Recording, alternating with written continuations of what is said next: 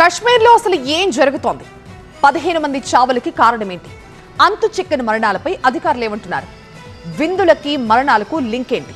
SIT బృందం ఏం తేల్చింది? కశ్మీర్లో మిస్టరీ మరణాలు. నెలన్నర వ్యవధిలో 15 మంది మృతి. చావులకు కారణం వైరస్ కాదన్న వైద్యులు.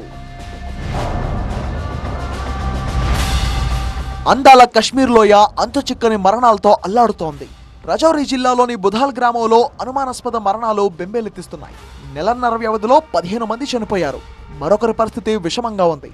బాధితుల నుంచి రక్త నమూనాలను సేకరించి దేశవ్యాప్తంగా ఉన్న అత్యున్నత ల్యాబులకు పంపించింది జమ్మూ కాశ్మీర్ ప్రభుత్వం. పూణేలోని ఎన్ఐవి, ఢిల్లీలోని ఎన్సిడిసి, లక్నోలోని ఎన్ఐటిఆర్, గ్వాలియర్లోని డిఆర్డిఈ ల్యాబులకు పంపి టెస్టులు చేయించింది.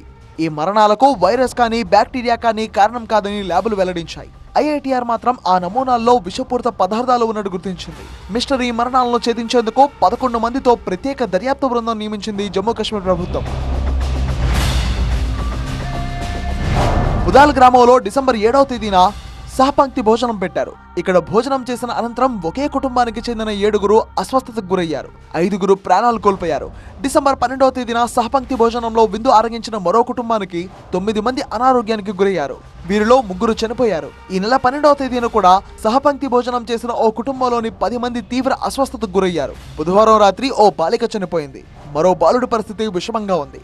నెలన్నర వ్యవధిలో మొత్తం 15 మంది చనిపోయారు. దీంతో గ్రామస్తులంతా భయంతో వణికిపోతున్నారు. విందు భోజనం చేసిన వారే అధిక జ్వరం, వాంతులు, స్పృహ కోల్పోవడం వంటి లక్షణాలతో ఆసుపత్రిలో చేరారు. విందు భోజనంలో విషం కలిసిందా లేక ఆయా కుటుంబాలను ఎవరైనా టార్గెట్ చేశారా? ఇలా అంతు చిక్కని మరణాలకు ఇంకేదైనా కారణం ఉందా అన్న కోణంలో దర్యాప్తు చేస్తున్నారు అధికారులు.